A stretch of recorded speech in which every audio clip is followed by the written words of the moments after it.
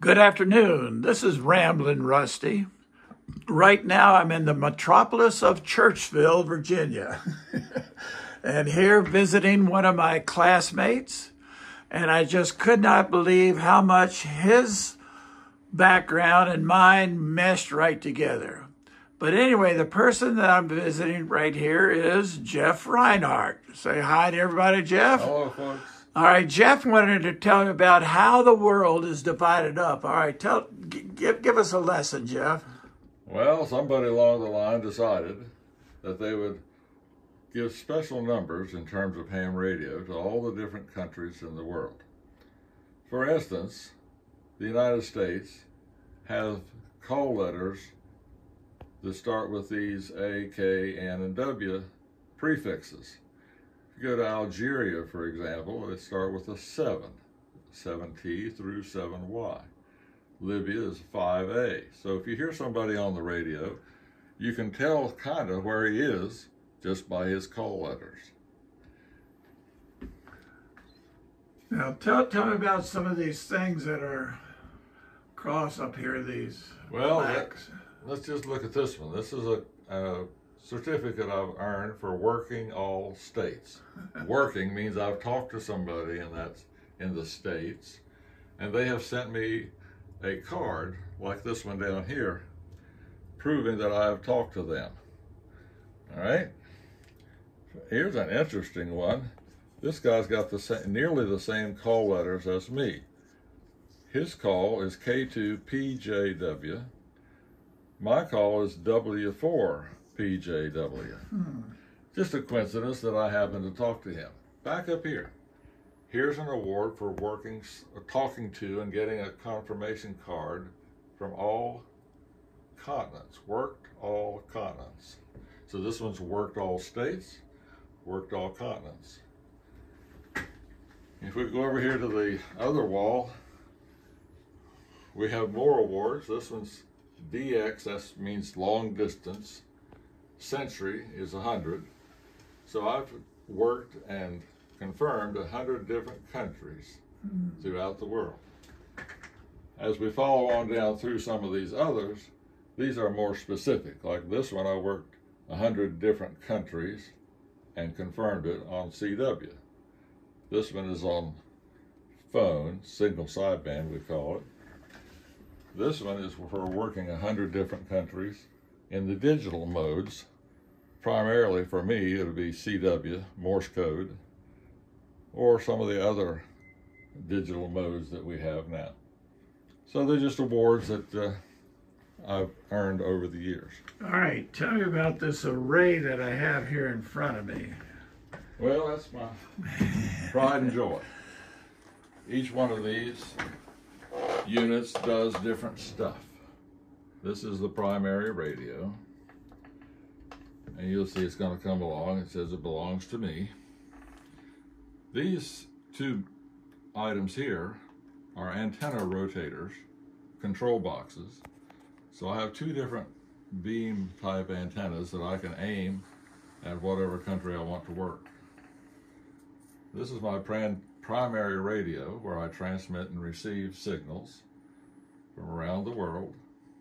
This meter just tells me how powerful my signal is as it goes out. If my signal's not quite powerful enough to suit me, I have amplifiers that will increase my transmitted signal if I need to reach where I'm trying to go. And then everything nowadays is computer controlled, and my radios and keeping track of countries is all done on these two monitors here. What is this little... This little thing? What is that little thing? I think I know what it is. Yeah, that's for operating Morse code. And let's see if we can make you hear something.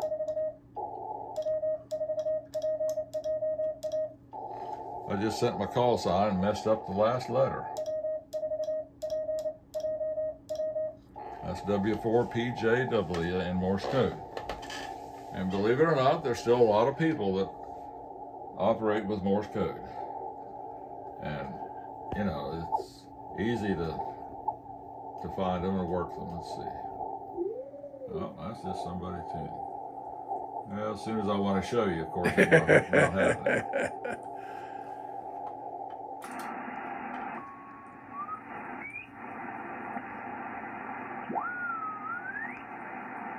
And that's one of the nice things about amateur radio, ham radio, is it's all whatever happens to be there. You can't always get what you expect Right. to get. So when you do get what you're looking for, it's quite a deal.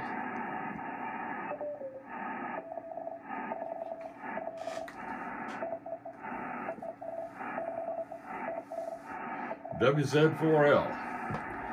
WZ4L. Let's see if we can do something more reasonable, like people talking. Huh.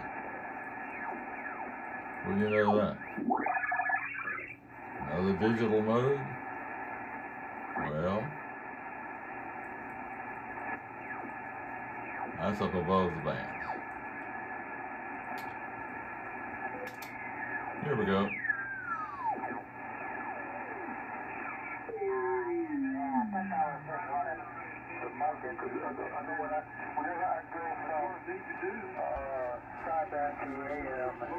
Well, there's about 3 people talking on the same frequency.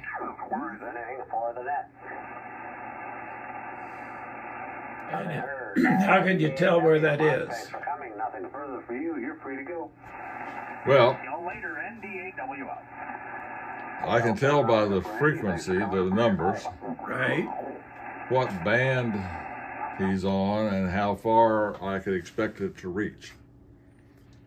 And these all change different times during the day. You hear further out during the daytime on this band, but then at nighttime we go here and we hear more stuff over here at nighttime. Right. So Now, you're at a little disadvantage here. I'm going to show out the window here why. Oh, show up my dirty window? No. Yeah, here to the left is his tower, and there's a cliff right there. So he's down in the valley. I'll get it. I can do this. There's a tower going up, and there is a big cliff right there. And his land ends where the leaves are there. And so he doesn't have much space. And then back here is his workshop that he may have to work on some things, which is always very needed. And I really like the story he has. Who got you really here involved with this, Jeff? Oh, it's an old fellow that most people won't know now. K4RTO, Wilton White from Shenandoah Valley Academy. He was my inspiration.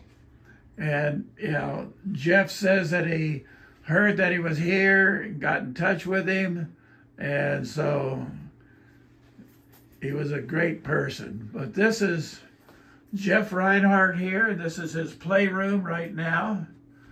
And he says, sometimes I might be spending too much time here, but it is so unique to be able to speak around the world.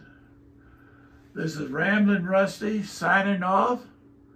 We'll see where I end up next.